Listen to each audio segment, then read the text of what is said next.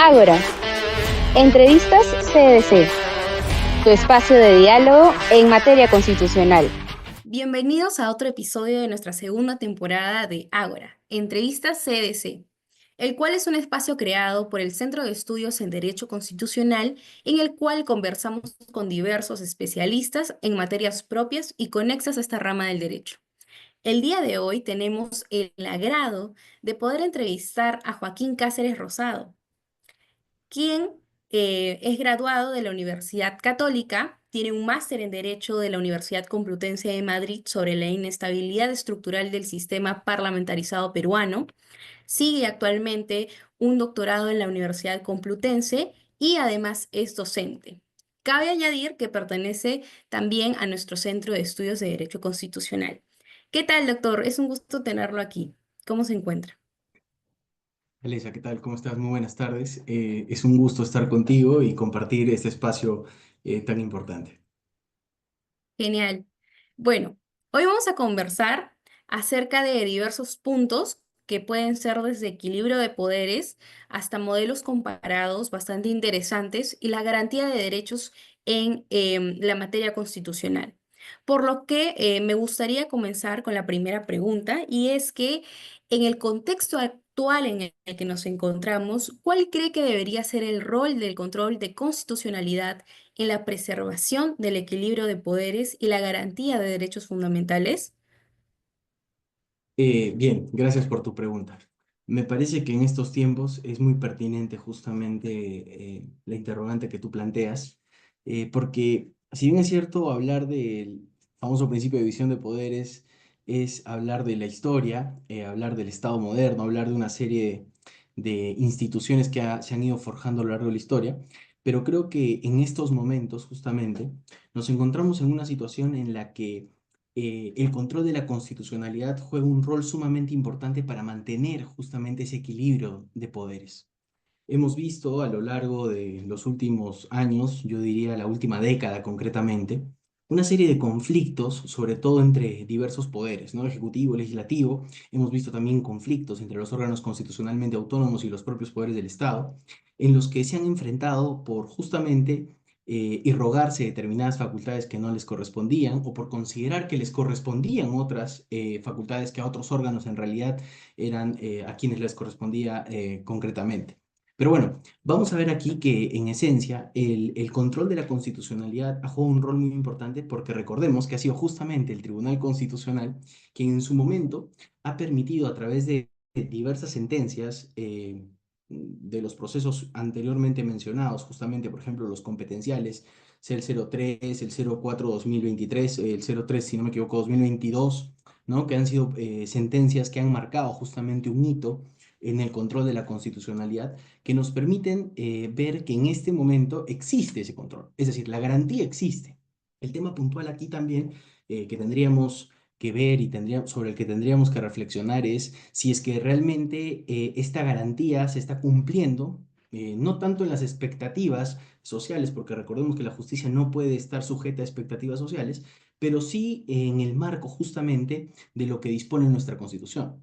Porque recordemos que si es que no se garantiza justamente un control adecuado, proporcional de la constitucionalidad, también podríamos estar hablando de afectaciones a derechos fundamentales. Claro, a ver, por una parte el Tribunal Constitucional puede establecer, digamos, la solución de determinados conflictos competenciales y por otra también puede asegurarnos a través de las garantías constitucionales en buenas cuentas la posibilidad de garantizar derechos fundamentales. Es decir, en este momento, si queremos hablar de control de la constitucionalidad, tenemos que hacerlo respecto a nuestro Tribunal Constitucional y la labor que viene realizando.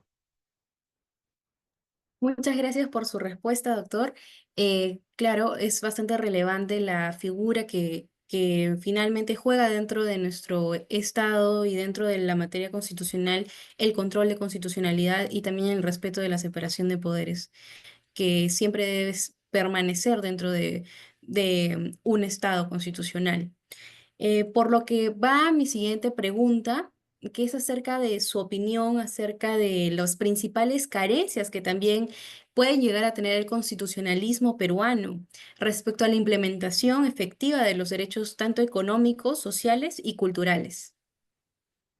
Bien, aquí podríamos hablar muchísimo porque desde luego es un debate que está en plena vigencia.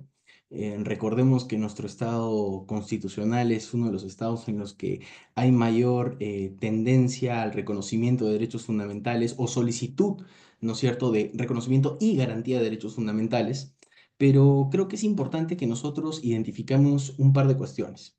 En principio, recordemos que cuando nosotros hablamos de los famosos DESCA, nuestros derechos económicos, culturales, sociales e incluso ambientales, hablamos justamente de una evolución por parte del reconocimiento de los derechos humanos, ¿no? Y esa evolución es la que ha permitido justamente que en la actualidad nosotros contemos con determinados derechos. ¿Qué ocurre? Lo mismo que en Europa, por ejemplo. En Europa, el profesor Javier García Roca habla mucho de justamente la famosa Europa de los derechos. Pero el reconocimiento de derechos también trae consigo un deber, una responsabilidad por parte del Estado, y en ese caso justamente es el de reconocerlos y garantizarlos, ¿cierto? Yo creo que el principal problema en nuestro Estado de Derecho es justamente la garantía de estos derechos fundamentales. Una muestra clara son las cerca de 20 sentencias de la Declaración del Estado de Cosas Inconstitucionales que se ha dado justamente en nuestra jurisprudencia por parte del Tribunal Constitucional, en la que desde el año 2004 hasta no más de 1 o 2 años se han emitido sentencias con la finalidad de garantizar derechos que han sido vulnerados de manera masiva en algunos casos, ¿no? Por ejemplo, el caso de las hermanas Ciesa, con la imposibilidad de poder garantizarles el derecho a la educación, porque eran personas mayores de edad que no se podían inscribir en un centro educativo inicial, un centro educativo primario o secundario, ¿no? Entonces, vamos viendo que hay una serie de carencias, sí, hay una serie de carencias en el ámbito educativo, de salud, en el ámbito también propio de la administración de justicia, pero lo importante aquí es que nosotros comprendamos que al existir ya derechos fundamentales reconocidos, nosotros no podemos permitir que se viole el principio de no regresividad.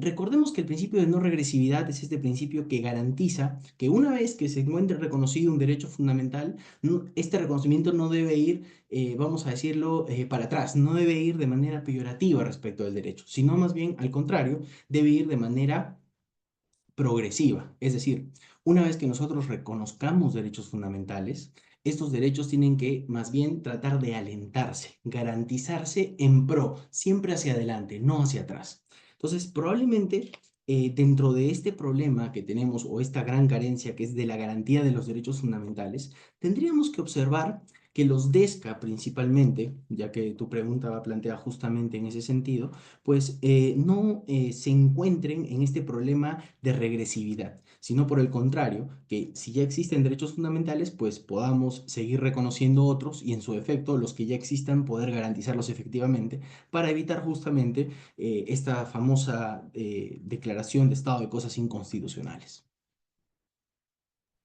Excelente respuesta, doctor Joaquín.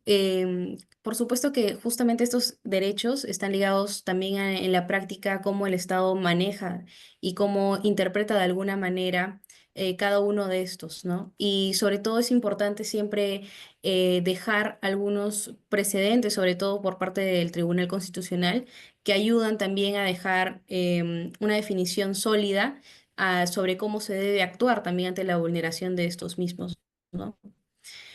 Y sobre todo también tomando en cuenta que hay estándares internacionales vinculantes a algunos Raúl, comités que sirven también para darnos una idea de cómo debemos ir progresando y avanzando acerca de la tutela de estos derechos fundamentales. Así que vamos a pasar con la siguiente pregunta. En su claro que sí. experiencia docente, porque al menos he tenido el agrado de ser su alumna y en general tengo varios compañeros que han podido tomar clases con usted dentro de la universidad, ¿qué desafíos percibe en la formación de juristas que puedan responder de manera eficaz a los retos del constitucionalismo en un Estado social y democrático de derecho? Bien, gracias por tu pregunta. De hecho, fue un honor también tenerte en clase como alumna. Y bueno, A ver, creo que es importante que nosotros veamos al derecho o al estudio del derecho con ojos distintos a los que se veía tal vez en el siglo pasado o hace algunos años. Y esto porque nosotros en este momento nos encontramos en una tendencia respecto justamente del estudio del derecho constitucional que ya no se limita no solamente al ámbito nacional, un poco de lo que tú mencionabas hace un momento, ¿no? Si nosotros queremos garantizar derechos fundamentales, ya no podemos ver únicamente, digamos, las reglas internas, sino también hay que observar los parámetros, ¿no? Que se establecen por parte de convenios, tratados, o incluso a través de las sentencias de la famosa Corte Interamericana o el Tribunal Europeo en el caso europeo, o la Corte Africana en el caso de África, ¿no? Entonces, creo que el principal problema, tal vez, o el principal desafío que existe es que los estudiantes de derecho puedan justamente, a pesar de que no se trate de derecho constitucional, derecho civil, es decir, que de cualquiera de las materias, tienen que tener una doble óptica al momento de estudiar el derecho, una óptica nacional y una óptica supranacional. De hecho, considero personalmente que la tendencia justamente del derecho constitucional hoy transita hacia la supranacionalidad. La Corte Interamericana ya es una muestra clara, efectiva y práctica de ello. Recordemos que incluso se habla del jus constitutionale comune, ¿no? Latinoamericano, que se asienta justamente en la práctica de la propia Corte Interamericana. Entonces, creo que ese es el primer desafío. Ahora, no podemos limitarnos solamente a ello, sino también tenemos que ver que un estudiante de derecho no puede limitarse solamente al estudio del derecho. El derecho es transversal, está presente en absolutamente todas y cada una de las actividades del ser humano. De hecho, recordemos que el derecho nace justamente con la finalidad de regular la conducta externa del ser humano, ¿no? Porque la moral es la que se dedica a regular la conducta interna. Entonces, si tenemos la presencia del derecho como, vamos, institución que se encarga de regular la conducta externa, y esta puede ser de cualquier individuo, pues nosotros los abogados y los futuros abogados también deben ser conscientes de que se tiene que estudiar de manera transversal. Es decir, un abogado tiene que saber de todo un poco. Yo considero que es importantísimo, por ejemplo, que nosotros como estudiantes, porque somos estudiantes perpetuos, y ese va a ser mi tercer punto justamente, eh, podamos no solamente conocer de idiomas, sino también de otras ciencias.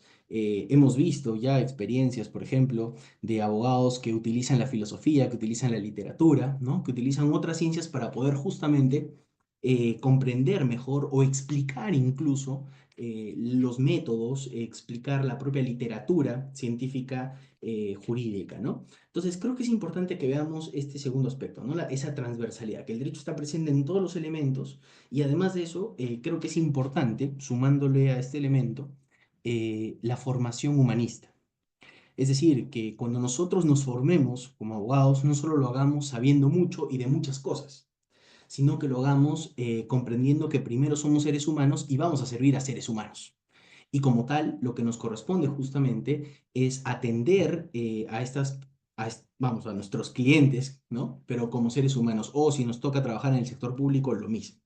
Y un tercer punto que sí quisiera añadir, que lo veo como un desafío constante, y esto lo recuerdo mucho en mis clases de Derecho Constitucional, que me decían, el abogado que deja de leer, deja de ser, o mejor dicho, cada día es menos abogado, ¿no?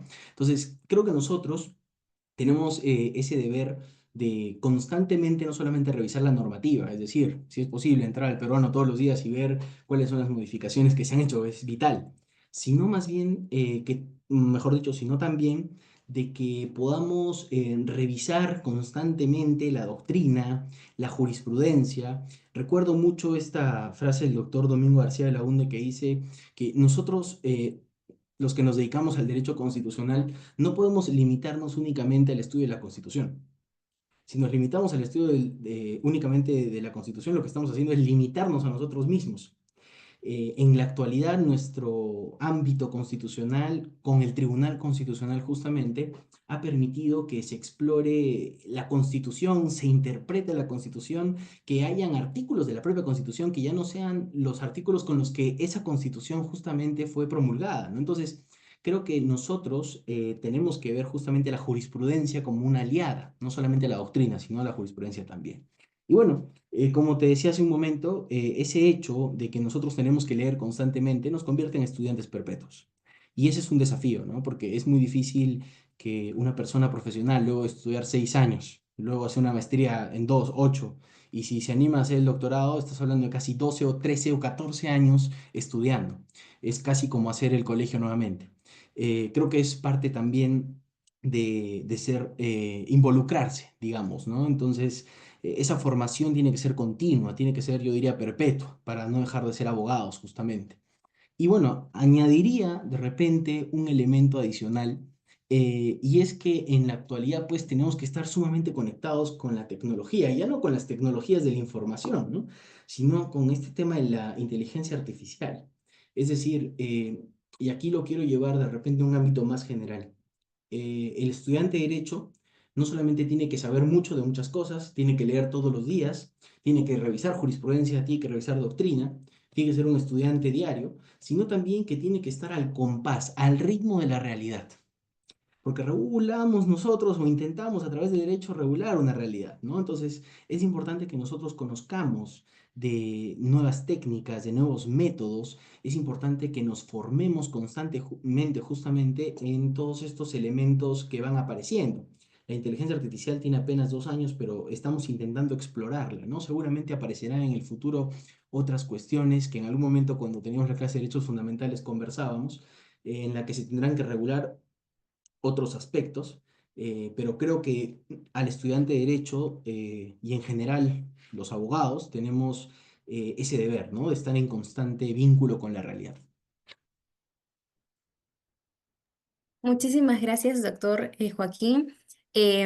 Claro, por ejemplo, con el tema de la inteligencia artificial, eso generaría que se pueda procesar mucho más fácil volúmenes de sentencias, incluso con el tema ya de las notificaciones, todo lo que se ha ido innovando y que posiblemente a futuro también lo vamos a seguir implementando, ayuda a que no solamente facilite y sea más eficaz al momento de resolver por parte de las instituciones públicas, sino también pues de recopilar información para los estudiantes y también para los docentes y abogados, el poder tener la información a la mano, ¿no? Y como usted menciona, creo que también comparto su idea sobre que siempre debemos de estar estudiando, siempre debemos estar actualizándonos, sobre todo con los precedentes actuales, porque el tribunal siempre está sacando nuevas sentencias, nuevos precedentes, y que justamente como alumnos eso también nos incentiva a ver una mirada ya más internacional, porque en muchos casos el tribunal también se basa en jurisprudencia extranjera, como puede ser el caso de España o incluso de Colombia. Entonces, Así es es. por eso que como estudiantes nunca debemos cerrarnos ni a una rama ni a una sola perspectiva. Así que, Exactamente. continuando con la siguiente pregunta, ¿qué lecciones sobre la interacción entre el derecho constitucional y políticas públicas podría el Perú aprender de las experiencias internacionales en las que usted se especializó? Esta es una buena pregunta. A ver, vamos a tratar de seguir la lógica que hemos estado utilizando a lo largo de esta entrevista. Y en principio es de que, pues a ver, si nosotros nos encontramos en un mundo con una tendencia hacia la supranacionalidad, que a ver, en Europa está mejor plasmada, ¿no? Porque tiene órganos ejecutivos, órganos legislativos y judiciales, supranacionales. Creo que lo que nos correspondería ver justamente y tomar mucha atención es a los aspectos positivos. Yo te soy sincero, hace algunos años era un poco reticente a la idea de hablar de una supranacionalidad en América Latina, por ejemplo, ¿no? Pero creo que ahora, por ejemplo, con el tema, de la inseguridad ciudadana que ya extrapola las fronteras, podríamos ir hablando, ¿no? De un sistema que ya no sea solamente el sistema judicial supranacional de la Corte, sino que este Parlamento andino, por ejemplo, que tenemos, tenga un funcionamiento más efectivo. Pero bueno, la idea no es tanto por ahí, sino más bien reconocer de que hay experiencias positivas, ¿no es cierto?, en el extranjero, en el derecho comparado justamente, que nos permite, bueno, traerlas, digamos, a nuestra realidad, pero lo que tenemos que evitar es, injertarlas. El maestro Diego Valadez, en un libro muy interesante sobre la parlamentarización de los presidencialismos latinoamericanos, habla justamente de esta idea, ¿no? De los injertos. en América Latina nos hemos pasado injertando instituciones a nuestros sistemas y lo que ha pasado es lo mismo que ocurre como cuando tú deseas o tienes una máquina súper potente pero no tienes los conocimientos técnicos para utilizarla, ¿no?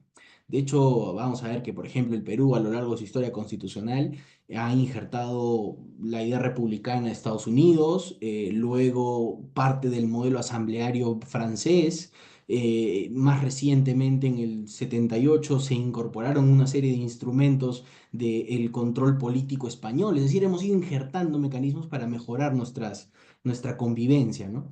Pero no todos estos mecanismos sirven justamente porque son injertos. Entonces, vale la pena revisarlo, vale la pena ver un poco de la idea del espacio-tiempo histórico, si es aplicable o no, pero concretamente yo te diría que, por ejemplo, en uno de los problemas, o mejor dicho, una de las principales, eh, vamos, uno de los principales, sí, yo creo que inconvenientes o tareas inconclusas que tiene el Perú es justamente su descentralización.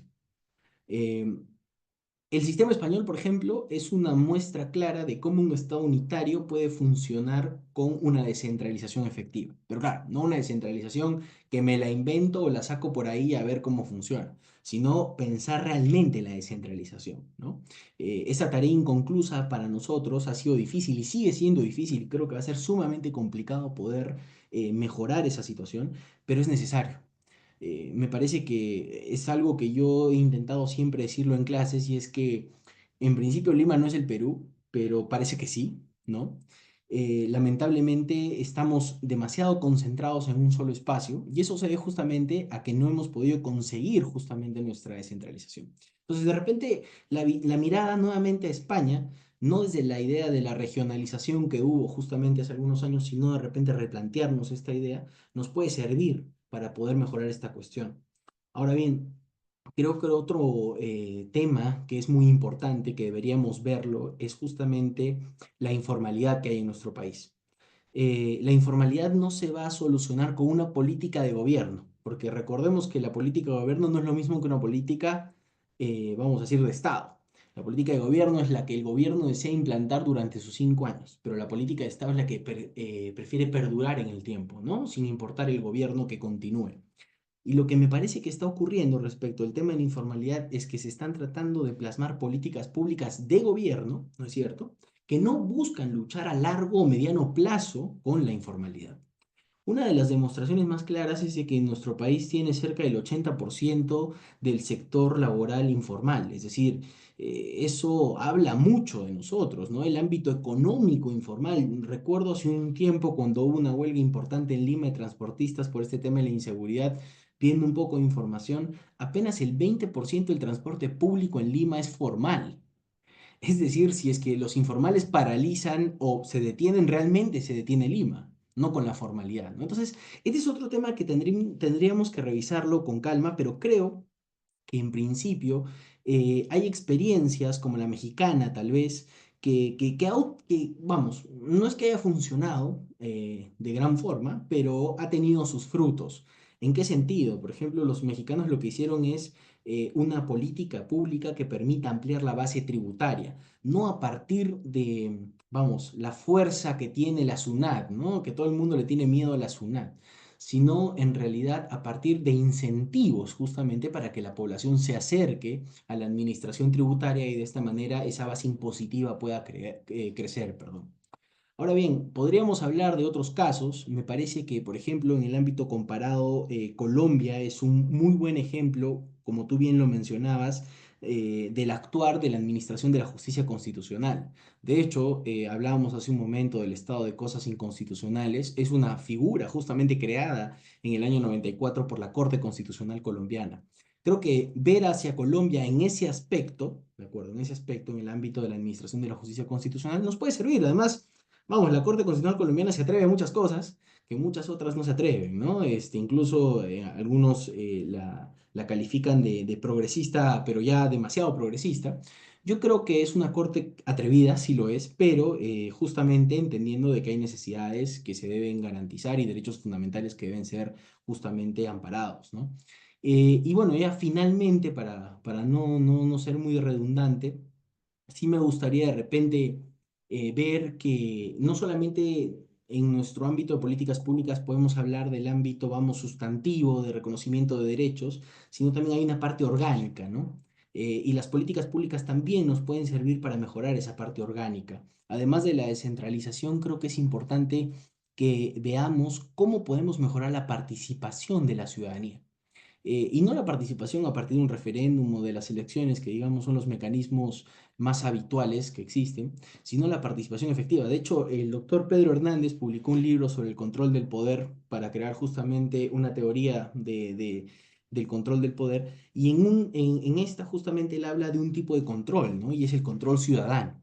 Y este control ciudadano se ha ido perdiendo con el tiempo. De hecho, ya son muy pocas, o muy pocos, mejor dicho, los casos en los que los ciudadanos son quienes controlan a sus autoridades, ¿no? Normalmente es la prensa, normalmente es la propia fiscalía quienes terminan develando por posibles actos de corrupción. Y eso se debe justamente a la falta de motivación en la participación ciudadana, ¿no? Lo hemos dejado un poco de lado y eso es preocupante, ¿no? Es preocupante. Sí, por supuesto, doctor. Creo que el control social dentro de un Estado constitucional juega un papel súper importante. Creo que aparte de las diversas políticas públicas que puedan tener distintos candidatos, finalmente pues es la población, es la sociedad, el cual puede incluso castigar a un político si es que para la sociedad realiza actos que contravienen a lo que al fin del Estado, al fin de justamente el puesto que llegaría a ocupar o que en algún momento ocupó. Es justamente este control que a veces puede ser posterior, ya que en otra oportunidad, en otras elecciones, se puede llegar a castigar al partido y ya no solamente a una de las figuras que finalmente son miembros de este partido. Entonces, ese tipo de control considero que juega un papel bastante fundamental y creo que se debería retomar o incluso se debería pues incentivar en la población. Creo que es un gran mecanismo para poder generar buenas políticas públicas y tener a gente bastante preparada para afrontar ese tipo de cargo.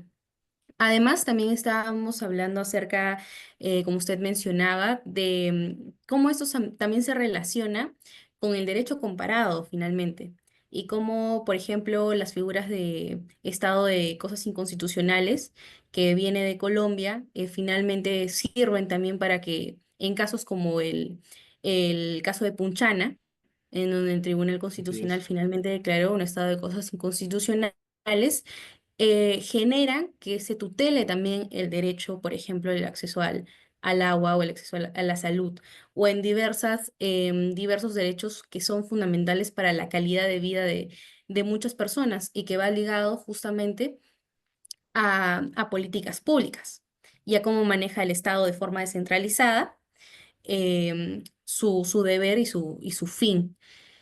Y justamente ya como última pregunta, yo quería consultarle sobre qué considera o en realidad cómo considera que se puede lograr un equilibrio entre la rigidez constitucional necesaria para garantizar estabilidad y los mecanismos de reforma que permitan adaptar la Carta Magna a las transformaciones sociales y políticas. Bien, muchas gracias. Creo que esta pregunta termina de cerrar justamente todo esto que hemos venido conversando, porque, claro, hemos venido hablando de una serie de problemas, una serie de cuestiones que necesitan una solución. Y vamos, si hablamos de derecho constitucional, tenemos que hablar desde luego de la Constitución y la reforma constitucional. Y mira, me parece que es importante que veamos que en el Perú se habla siempre de que hay un problema, la solución es una reforma constitucional. Mi maestro Javier García Roca dice que existen mecanismos justamente para evitar, ¿no? que la reforma constitucional se convierta en el remedio de todos los problemas. Y esos mecanismos son, vamos a decirle, candados. ¿Cuáles son esos candados? Las mayorías. Las mayorías, cuando se incrementan, cuando se convierten en perdón, en mayorías de mayorías, resulta un poco más difícil poder realizar estos cambios, estas reformas, porque ocurre de que, pues, en nuestro parlamento no es necesario de que existe una mayoría de un grupo parlamentario para que una reforma constitucional pueda prosperar. Lo hemos visto con la bicameralidad. La reforma de la bicameralidad ha sido aprobado por prácticamente, vamos, cerca del 85% del Parlamento. Es decir, aquí nosotros nos encontramos ante un parlamento muy pragmático. Es decir, de acuerdo a lo que necesito, vamos, negociamos y lo ponemos en práctica. No ante un parlamento como ocurriría, por ejemplo, en el caso español o en otros casos, el caso norteamericano, que está muy partido. No porque únicamente existan dos partidos, sino porque para alcanzar las mayorías es muy rígido poder alcanzarlas, ¿no? Porque son más ideológicos que pragmáticos. Entonces, vamos a ver que para justamente poder evitar que la rigidez venza justamente digamos, esa flexibilidad, a ese dinamismo, pues se pueden incorporar este tipo de mecanismos, ¿no? Incrementar las mayorías para poder alcanzar un procedimiento de reforma, una solicitud, o presentar el proyecto de la reforma constitucional. También creo que es importante que podamos distinguir entre dos elementos propios de la Constitución, las cláusulas pétreas y las cláusulas flexibles. Las cláusulas pétreas son esos andamios de la Constitución que si se mueven, la estructura se cae.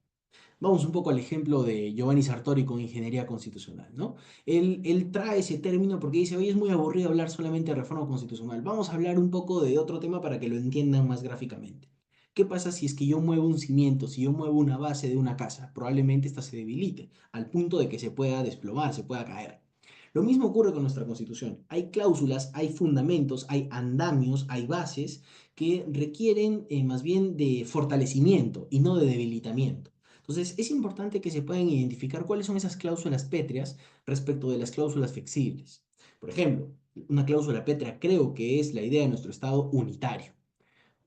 Hablar de una reforma que permita cambiar a un sistema federal, uy, yo me lo pensaría mucho. Y de hecho tengo varios debates con algunos amigos respecto a esta cuestión porque me parece que, claro, a ver, la doctrina dice que todos los países con territorios amplios necesitan regirse bajo el sistema federal. Yo no sé si el Perú pueda.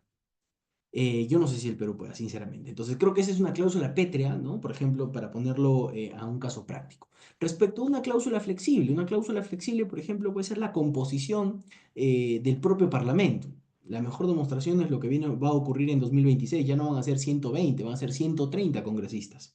Y entiendo que a partir de las siguientes elecciones el número de congresistas va a incrementar. Y esto me parece importante, porque el Perú es uno de los países con menor, vamos, tasa de representatividad. La Constitución norteamericana lo dice, por cada 30.000 habitantes habrá un representante. En el Perú, si no me equivoco, es por cada 150.000 habitantes hay un representante. Entonces es un poco difícil poder conseguir esta representatividad. Pero bueno, para ponerlo en casos prácticos. Por otra parte, también creo que es importante que mantengamos los procedimientos que existen para reformar la Constitución, que son dos, ¿no? El procedimiento que se puede realizar a través del Pleno del Parlamento, ¿no? Cuando se voten dos legislaturas consecutivas y se alcanza los 2/3 de los votos, y en caso de que esto no ocurra y solo ocurra en una, pues se mantenga el referéndum. Me parece que eso es importante que lo tengamos, porque recordemos que estos dos aspectos permiten justamente hablar de que nuestra constitución no es una constitución rígida, sino es una constitución flexible. Lo que tenemos que evitar más bien es que se convierta en una gelatina. Eso es lo que tenemos que evitar. Que nuestra constitución sea flexible, dinámica, sí, pero tampoco maleable al punto de que se convierta en una plastilina, en una gelatina. Eso es lo que tenemos que evitar. Porque ¿qué genera eso? Inseguridad jurídica. ¿Y qué genera la inseguridad jurídica? Que las personas que desean invertir en nuestro país se lo piensen 2 o 3 veces. Entonces, es vamos a decir, una seguidilla de acciones y consecuencias que ocurren justamente si es que nosotros no supervisamos correctamente esa denominada rigidez constitucional y al mismo tiempo ese dinamismo que puede tener la Constitución, ¿no? Y bueno, ya para finalizar, sí te diría que creo que es importante, por una parte, que se fomente el respeto por la Constitución, es decir, que no se diga reforma de la Constitución, cambio de la Constitución, o la Constitución no sirve para nada, o es un saludo a la bandera, porque me parece que es el alma, el espíritu, es el pacto social, es el acuerdo al que hemos llegado. Ni tú ni yo hemos votado para que esa Constitución esté refrendada, pero somos parte de, creemos en ella porque, bueno, a nivel económico nos está sirviendo, transita. A nivel político nos está trayendo problemas, pero ha respondido. Hay otros países en los que el conflicto es peor, ¿no? Y ya para cerrar, sí diría que es importante que dentro de ese dinamismo y flexibilidad de la propia Constitución, es importante que los cambios y las reformas se adapten a los cambios sociales y políticos. Eso es básico, ¿no? Pero tampoco al punto, como mencioné hace un momento, de convertirlo en una forma tan maleable, ¿no? Veamos a los norteamericanos.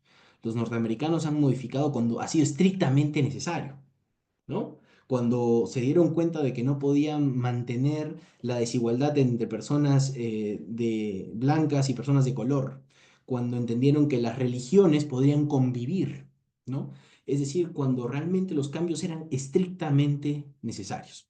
Eso creo que sería mi aporte final a la pregunta que planteaste. Muchísimas gracias, doctor Joaquín, por aceptar la entrevista, compartir con nosotros un poco acerca de tanto su experiencia, pues, en la materia constitucional como en temas específicos y recalcar sobre todo la importancia que tiene como usted mencionó, el no encapsularse como estudiantes, sino más bien siempre tener una mirada bastante abierta ante el derecho comparado, el cual me parece muy importante, y también pues la relevancia que tiene las políticas públicas, la primacía de la Constitución. Y finalmente, a todos los que nos escuchan, están invitados a estar al tanto de nuestras redes sociales en nuestras próximas entrevistas, así como también pueden revisar algunos posts que tenemos publicados en nuestras redes sociales, y si se han quedado con dudas, los invitamos a poder revisar estas mismas para poder pues estar al tanto de todo el contenido que vamos a ir subiendo. ¿Alguna palabra final que usted desee brindar, tanto a los estudiantes que seguramente nos van a ver? ¿Alguna recomendación, consejo a todos los que siguen esta rama de Derecho Constitucional o los que están empezando a ver esta rama bastante interesante? Bueno, en principio agradecerles a ustedes por el espacio, la oportunidad, es un honor siempre compartir con ustedes. También señalar que este tipo de espacios justamente son los que permiten la difusión de esta rama del derecho. Ya no es tan poco conocida, antes era menos conocida, creo que ahora es un poco más conocida por las circunstancias y problemas que hemos tenido, pero me parece que este tipo de espacios ayudan. Me parece que es importante que los estudiantes, insisto, estudiantes todos, los que estudiamos derecho, hemos estudiado y somos abogados, em, nos permite justamente difundir algunas ideas, debatirlas también, y creo que es muy importante que dentro de ese debate, esa difusión, no se quede únicamente pues aquí, sino lo que bien viene haciendo el Centro de Estudios de la Universidad San Martín, que es escribir, producir académicamente, intelectualmente, que no se limite únicamente a la entrevista justamente o al debate interno, sino que también se pueda explorar. Y eso los invito a todos los alumnos a investigar. Hay espacios en la revista Vox Juris, por ejemplo, dentro de la propia universidad y en otras revistas en las que se puede publicar. Siempre mi intención es esa, de que puedan todos en algún momento involucrarse en la investigación, porque creo que además de nuestra formación, como te decía hace un momento, en el ámbito sustantivo, creo que es trascendental también ese ámbito de la investigación. Es lo que termina, digamos, de formarnos, ¿no? Así que ello, y pues felicitarlos nuevamente, agradecerles por el espacio y pues nada, como siempre, sean buenos y felices. Muchas gracias nuevamente, doctor, y estén atentos a nuestras redes sociales. Muchas gracias. Ágora. Entrevistas CDC. Tu espacio de diálogo en materia constitucional.